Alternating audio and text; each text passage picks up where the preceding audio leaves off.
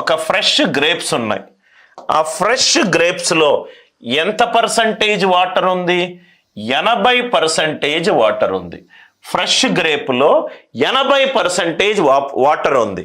అంటే మిగిలిన 20% ఆ ఫ్రెష్ గ్రేప్లో ఏముంది?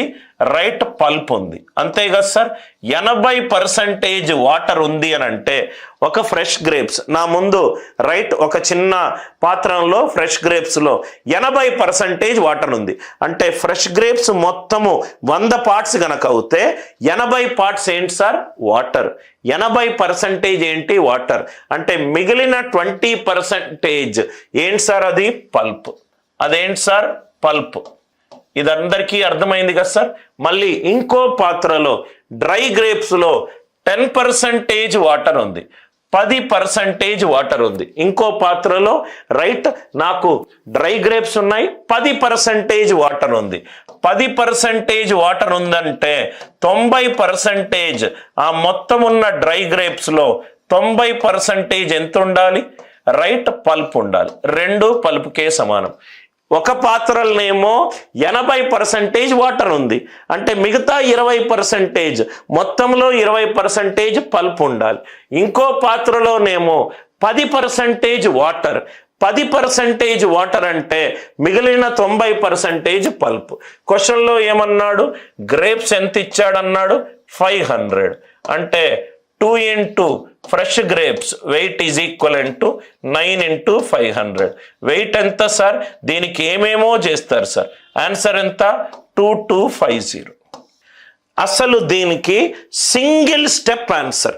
ఈ సింగిల్ స్టెప్ ఆన్సర్ని వదిలేసి వాటర్ ఇంత అనుకోండి, మిగిలింది ఎక్స్ అనుకోండి. ఎందుకు సార్? అది కొంచెము మ్యాథ్స్ని పక్కన పెట్టి ఒక్కసారి ఆ క్వశ్చన్ని ఊహించుకోండి. నాకు పాత్రలో 80% వాటర్ ఉంది. 80% వాటర్ ఉందంటే మిగిలిన 20% ఫ్రెష్ గ్రేప్స్ ఉన్నాయి. మిగిలిన 20% ఏంటి సార్? పల్ప్. డ్రై గ్రేప్స్లో 10% వాటర్ ఉంది. ఇంకో పాత్రలో 10% వాటర్ ఉంది. అంటే మిగిలిన పల్ప్ ఎంత ఉంది సార్? 90%. ఇక్కడ పల్పే, ఇక్కడ పల్పే. ఈక్వేట్ చేసిన ఈ డ్రై గ్రేప్స్ టోటల్ ఎంత అన్నాడు? 500. ఇది కనుక్కోవాలి. దీని వెయిట్ని W అనుకున్నాను. 2 into W is equivalent to 9 into 500. Right, 9 into 500. So ఇక్కడ 2 క్యాన్సిల్ అయిపోతే 9 into any number. Answer digital sum 9 ఉండాలి. ఫినిష్. ఆన్సర్ డిజిటల్ సమ్ 9 ఉండాలి. మేబీ మీరు సాల్వ్ చేసే పద్ధతి లాంగ్ మెథడ్ ఏమో. మేబీ టీచర్ ఇది బెస్ట్ మెథడ్ అని అంటున్నాడు.